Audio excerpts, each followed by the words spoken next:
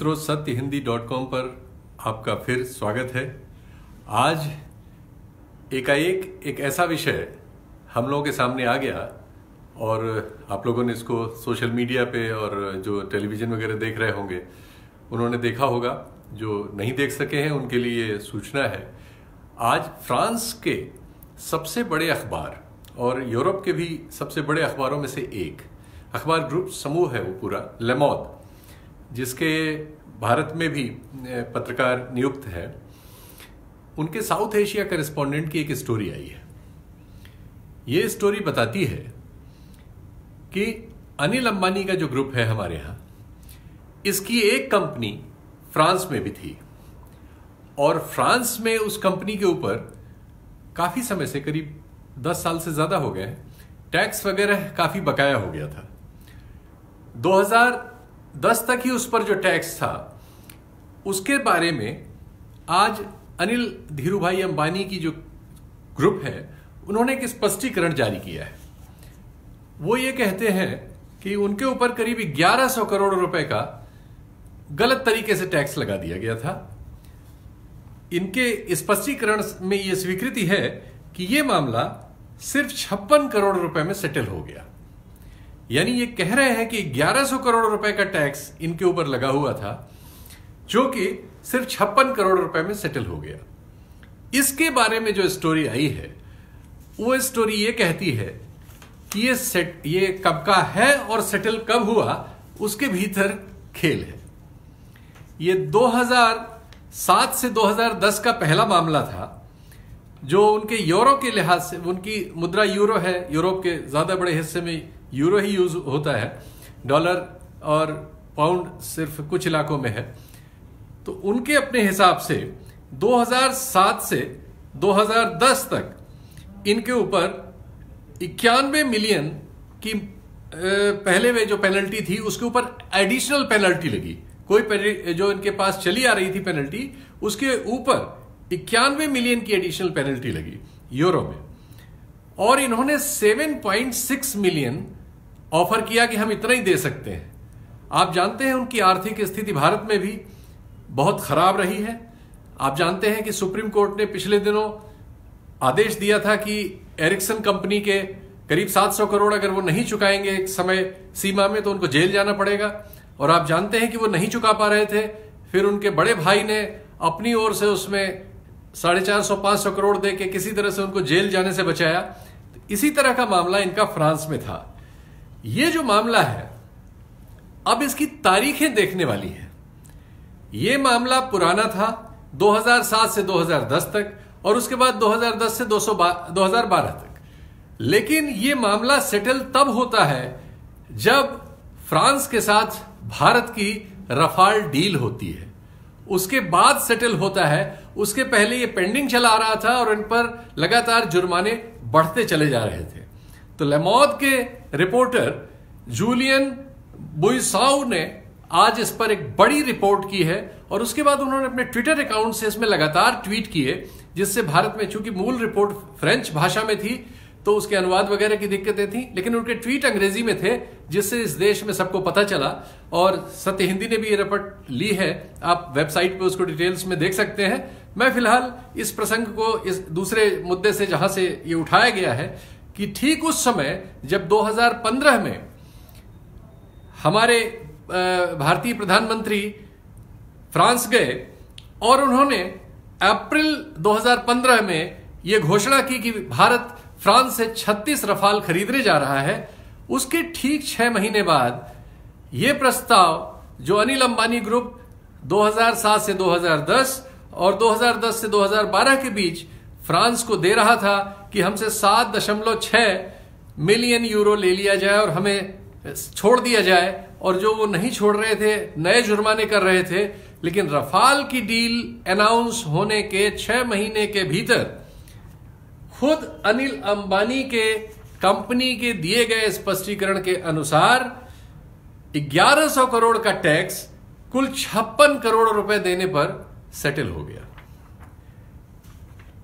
तो ले मोंड की खबर में यह शंका जताई गई है कि ऐसा इसलिए हो सका क्योंकि भारत और फ्रांस की सरकार के बीच एक बहुत बड़ी डील हो रही थी, और जिस डील को होने में जैसे कि आरोप है कि भारत की सरकार चाहती थी, जैसा कि वहां के उस समय के राष्ट्रपति ने ओलेंदे ने एक वेबसाइट के इंटरव्यू में कहा भी था कि उन पर दबाव था भारत की ओर से कि उसमें ऑफसेट पार्टनर के तौर पर अनिल अंबानी को लिया जाए। तो ये अब एक शंका इस रिपोर्ट के जरिए आई है कि उस डील में साथ साथ ये डील भी हो गई कि उनके ऊपर जो स्थानीय बहुत टैक्सेशन बकाया था उसको फ्रांस सरकार ने सेटल कर दिया। एक बड़ी डील में फायदा लेने के लिए एक छोटी डील में डील कर ली। ये वो पूरी कथा है जिससे रफाल के मामले में एक फिर नई गर्मी आ गई है, और जैसा कि होता है कांग्रेस ने उसका तुरंत लाभ लेने की कोशिश की और उन्होंने आरोप लगाया कि हमारे प्रधानमंत्री तो अनिल अंबानी कंपनी के लिए बिचौलिए की भूमिका निभाते रहे हैं।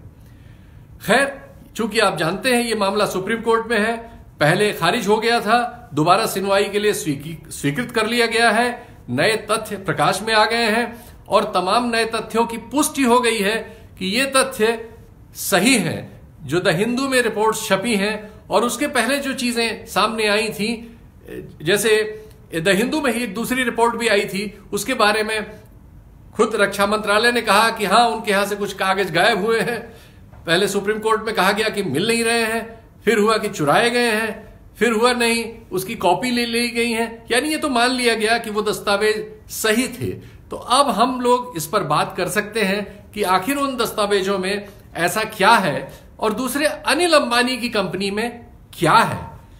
अनिल अंबानी 2006 में अपने बड़े भाई से अलग हुए, दोनों की अलग अलग कंपनियां बनी।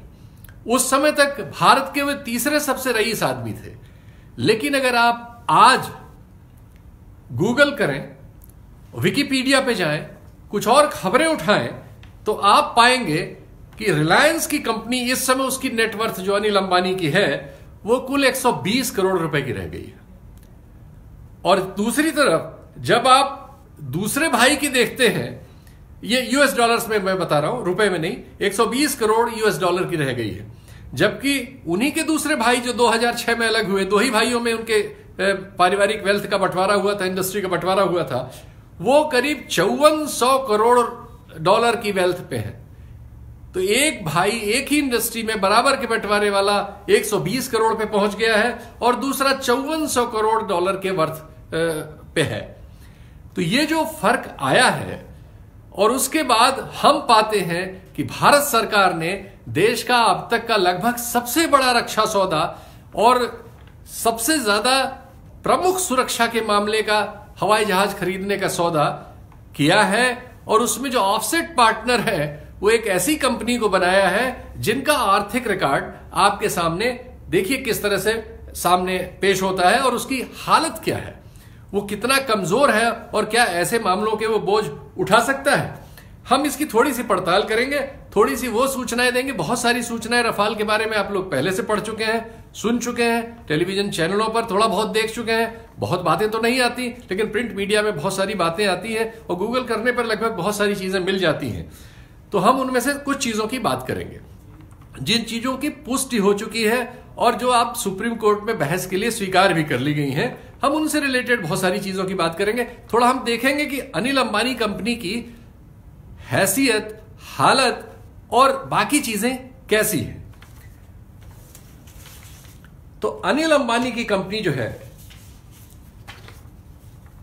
2015 में हम पाते हैं कि यह रफाल की डील अप्रैल से हो तो गई थी, फरवरी से बातचीत, अप्रैल में प्रधानमंत्री ने घोषणा की और अक्टूबर तक ये डिबेट्स चलती रही। अब आप देखें कुछ घटनाएं ऐसी हैं जिससे आपको और सबको शंका करना और उसके बारे में जानने की कोशिश करना जरूरी है। 29 अगस्त 2015 को महाराष्ट्र में एक बड़ा प्रोग्राम होता है। उसमें सब गडकरी साहब होते हैं, वहां के मुख्यमंत्री होते हैं और दसाल्ट कंपनी के तमाम अधिकारी होते हैं, उनके सीईओ समेत, और अनिल अंबानी होते हैं। वो कार्यक्रम क्या है? वो कार्यक्रम है जिसमें महाराष्ट्र सरकार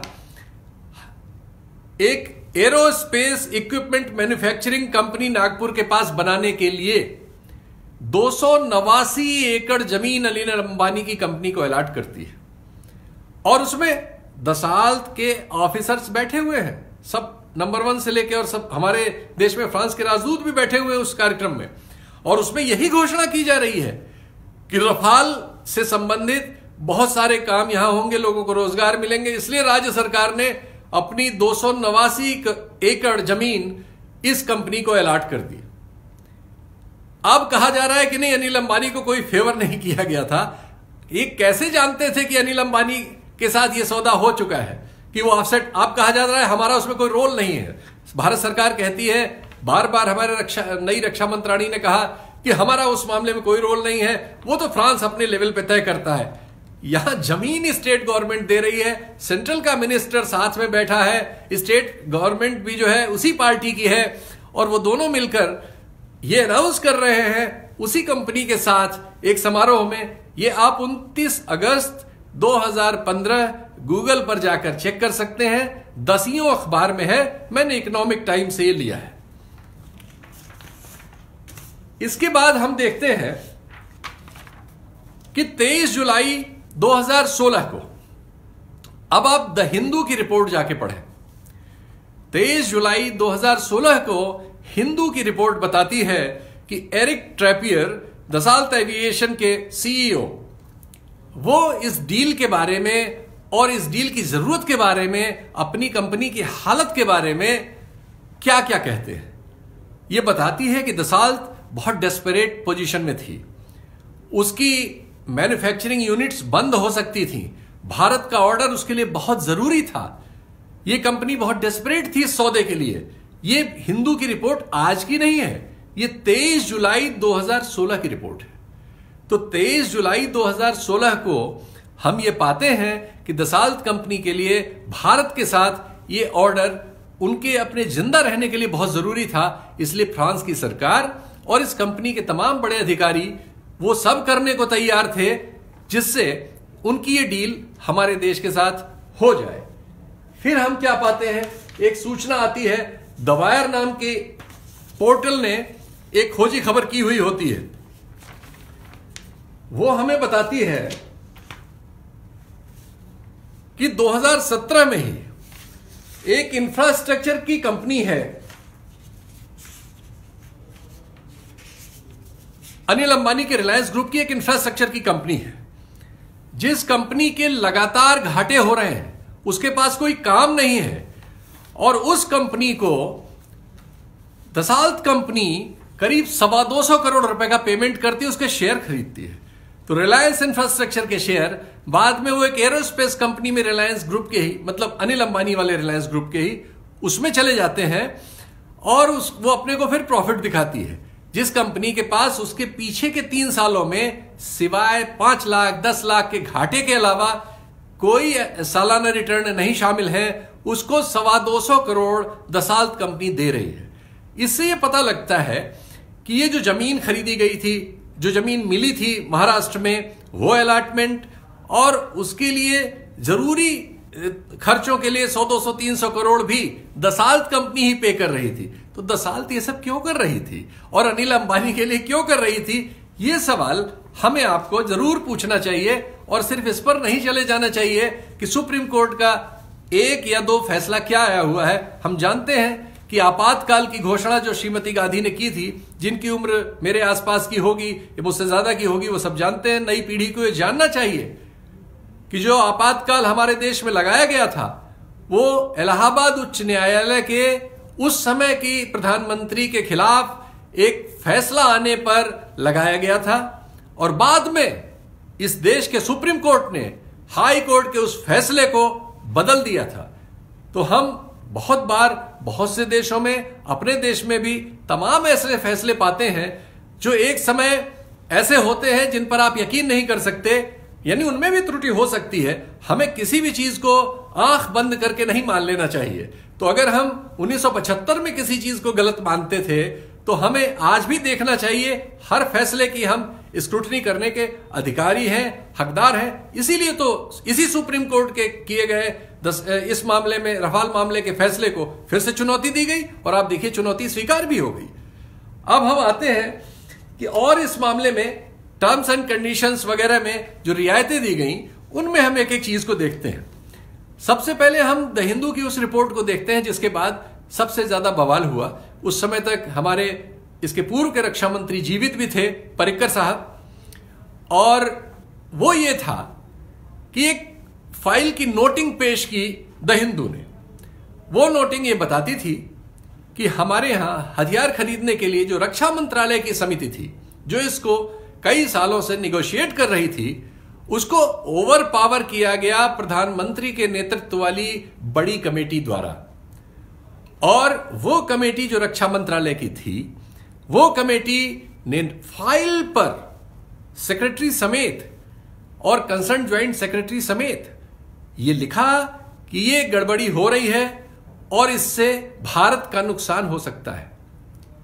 मंत्री महोदय ने उसको काफी दिन बाद उसमें एक बचाव का कमेंट करके उन लोगों को फिर पीएमओ में ही भेज दिया, लेकिन वो सूचना ये पुष्ट करती है, चूंकि उस कागज को बाद में वर्तमान रक्षा मंत्रालय ने प्रेस कॉन्फ्रेंस में अपनी सरकार के डिफेंस में सही मान लिया है, तो अब हम उस फैक्ट पर बात कर सकते हैं कि ये सच है कि उस समय जिस तरह से ये सौदा किया जा रहा था प्रधानमंत्री कार्यालय द्वारा, उस समय के रक्षा मंत्रालय के अधिकारियों में जो पहले इसको निगोशिएट कर रहे थे बेचैनी थी और उनको कुछ शंकाएं थी।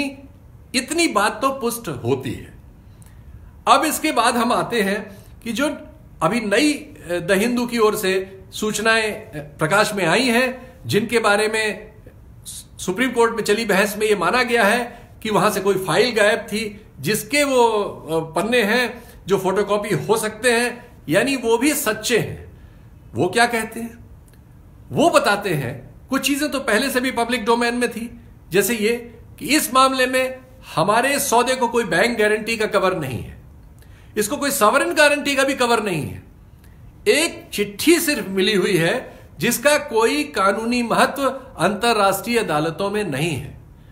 यानी ये पूरा सौदा जो करीब 60,000 करोड़ का है, ये सौदा असुरक्षित सौदा है। ये और बात है कि वो जहाज हमारी वायुसेना या हमारी सुरक्षा के लिए बहुत महत्वपूर्ण है। जैसे एक जमाने में बोफोर्स तोप भी बहुत महत्वपूर्ण थी। कारगिल के युद्ध में बोफोर्स तोप ने ही पहाड़ियों पर बैठे लोगों का निशाना बनाया था, दुश्मनों का, और उनको साफ किया था। लेकिन इससे बोफोर्स सौदे में की गई गड़बड़ी धुल नहीं जाती। वैसे ही रफाल जहाज के उन्नत होने, प्रभावशाली होने, जरूरी होने से रफाल सौदे में की गई गड़बड़ी नहीं धुल सकती। हमें इन तर्कों को इन तथ्यों के साथ देखना होगा।